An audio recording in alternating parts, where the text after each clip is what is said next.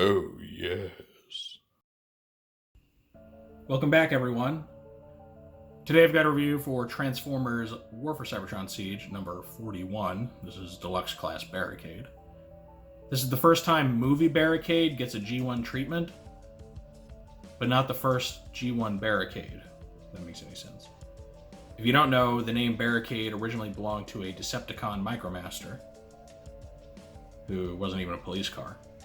But the name's become much more prominently associated with, an evil cop car type character. And that's, we owe that in large part to the live action movies. So this is, it's an interesting take. You have what is, part of the Datsun body type, like Prowl and Blue Streak, Smokescreen, all that. But it's a bad guy.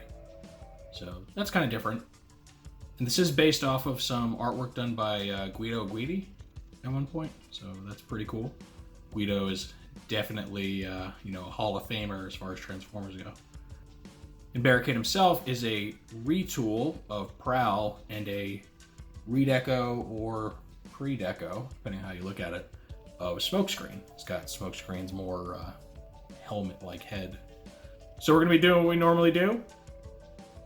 I'm going to take a look at Barricade's packaging, look at his instructions real quick, and then break them down into his different modes, analyze them.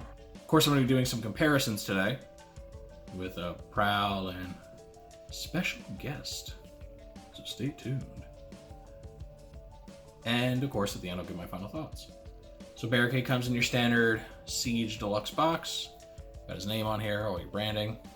Got him right front and center, looking very menacing, very cool. With that gold on his face. It's really nice. And it's gold paint, not gold plastic, so collectors rejoice. Here you got this really nice artwork of him. Looks like he's running at some kind of enemy. Looking really ticked off. Very cool. Helps give him some personality to set him apart from the Autobot Datsun brothers. Here on the back, you have the renders of him and his cop car mode. Takes 14 steps to transform him. You can see he comes with different weapons than Prowl, though he still has the same light bar piece. And then, of course, you got your cross cells over here. And lastly, just your normal Siege artwork here on the side. So,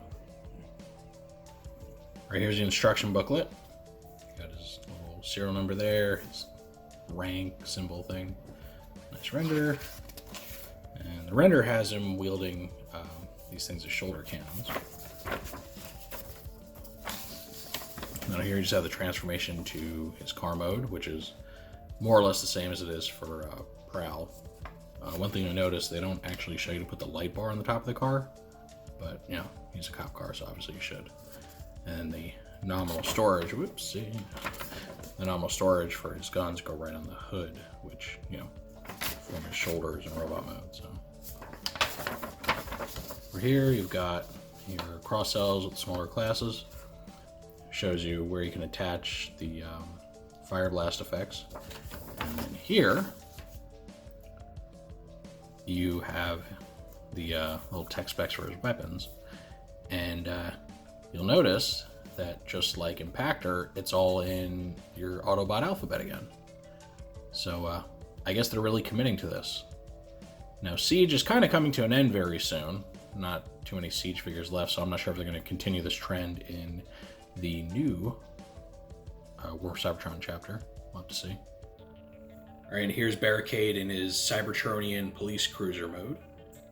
And you can see, just like the instructions, you have his guns right here on the hood, which is honestly a pretty cool looking place for them. You got the light bar here, the Cybertronian text right there on the doors, both sides. Decepticon symbol right on the front. He's got this really cool transparent purple plastic for his windows and stuff. And then he's got this battle damage, which is, looks like scraping on the fenders of his car there, which looks pretty good. Nice little, airbrushed effect thing going on there. One thing that's kind of weird and interesting about his light bar is that it's done in that transparent purple plastic, but it's also got red paint underneath. So it's kind of this weird like dark red on purple setup. Not bad or anything, just very different, very interesting looking. Pretty clean rope, or pretty clean underside here. Not too much kibble or anything. Rolls pretty well on my smooth surface and holds together very tightly, which is awesome. Now, when I first got this guy and looked at him, I was immediately reminded of another toy that I just got recently, and that would be Nightbird. Just something about their color schemes that, even though they're not an exact match, they're close enough that these two almost seem like a pair, like they could be seen working together. Right? You got your black, you got your dark purple transparent plastic, you got me knocking her exhaust pipes off. That's a key component right there. Gotta have that part. And I think they're just a good pair. I think I'll have them standing side by side on my shelf just to really hammer that point home when people look at it. I just thought that was neat how well they color coordinated. And then of course you have his mold mate Prowl, which is where this mold originated from. And in the car mode, there's not really any difference in molding, aside from obviously the weapons they come with. But the car itself, the light bar, that's all the same. Looks pretty much the same underneath. You can see hints of the new head there, which we'll get a better look at here in a moment. But yeah, he's a really good contrast to Prowl. He really is. If Prowl is the benevolent side of policing, Barricade would be the dark side. And I think they're a great contrast for each other. I am curious to see how Barricade's story is going to play out in the comics and his relationship with Prowl. Alright, so I'm going to go ahead and transform Barricade. Not going to show it. If you want to see the transformation, check out Prowl's review. It's the same exact transformation there. Okay, and here's his robot mode. And I've got him wielding his little guns on his shoulders there, just to show you how that works. And every version of this mold has slots in the shoulders to plug these guns into. So Prowl can do it. The other two Datsuns will be able to do it. And overall, he just looks really cool. He captures the feel of the movie Barricade character, which of course he's based off of, but in a more traditional Generation 1 aesthetic. Even the gold on his face really harkens back to what movie Barricade looks like. So I think they did a really awesome job here. And of course, props again to Guido Guidi, who really came up with the design that this guy's based off of. Definitely something I'm happy we have. Your other option is to do what the promotional images do, and you take these two little blasters, you just connect them side by side like this, and these halves become a 5mm post, which he can then hold in his hand. So you can have a little double-barreled gun too, which is pretty unique looking. Not the best looking gun out there, but it's different. His light bar does, obviously detach like Prowl's does. You take it off, but unlike Prowl, it's not shown in his instructions, so there's no official place to put it. You can place it on top of these if you want to, though it's going to be off to the side a little bit since there's no middle hole here. For me personally, I'm just going to leave the light bar on since it doesn't serve a very practical purpose. Just leave it like that. And yeah, you have the corrupt cop turned Decepticon Barricade.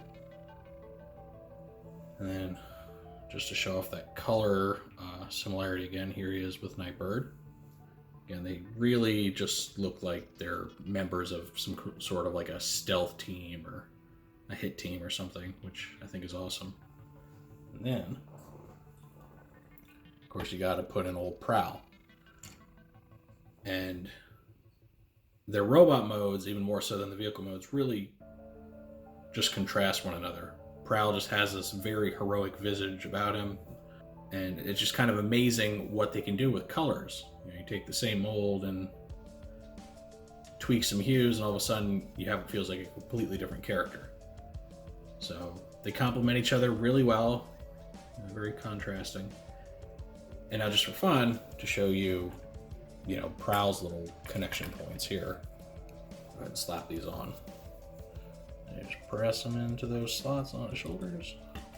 These don't color match them well, so it's not gonna look great. It should be like white or gray, but yeah. So you can always have them do that if you'd like. And it's totally up to you, however you want to handle it. But there's a lot of play value to be had with these. You can swap their weapons around, make all kinds of different combinations for them. All right, but that pretty much wraps up our quick look at Barricade. Again, mold-wise, not much new to see. Just new head, new weapons. Again, he is going to be recolored into Smokescreen. So expect to see him coming soon. He's going to be a Generation Select toy.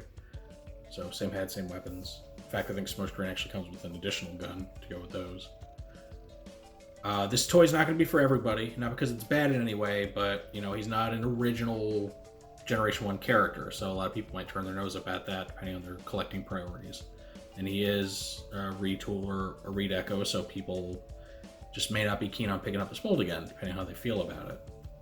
Me personally, I feel he's worth it, just to get this really interesting take on what would, movie Barricade look like in a G1 universe. And he does what I think the War for Cybertron series has been doing, and what the Aligned Continuity tried to do, and just take multiple aspects of the Transformers franchise from across, different fictional universes, and just take the best of each and kind of merge them all into one super continuity. And I think in this case they really succeed. When you got toys like this, when you got toys like the Hotshot that's coming out, or the Galaxy Upgrade Optimus, it's a really good way to celebrate the brand as a whole, but do so in a unified aesthetic to where these characters look like they can all share the same universe. So I think the toy's worth getting. I think he's really fun, and I've always enjoyed the idea of interfactional redecos or retools. But that is my take. Perhaps you agree, perhaps you don't. I'd love to hear what you have to say in the comments section. If you enjoyed this review, make sure to toss it a thumbs up. If you want to see more like it or any of my other content, I would absolutely love it if you click the subscribe button and hit the notification bell so you always get a heads up when I post something new. And thank you for joining me for this look at a corrupt Autobot cop turned Decepticon. And with all that said, I will see you next time.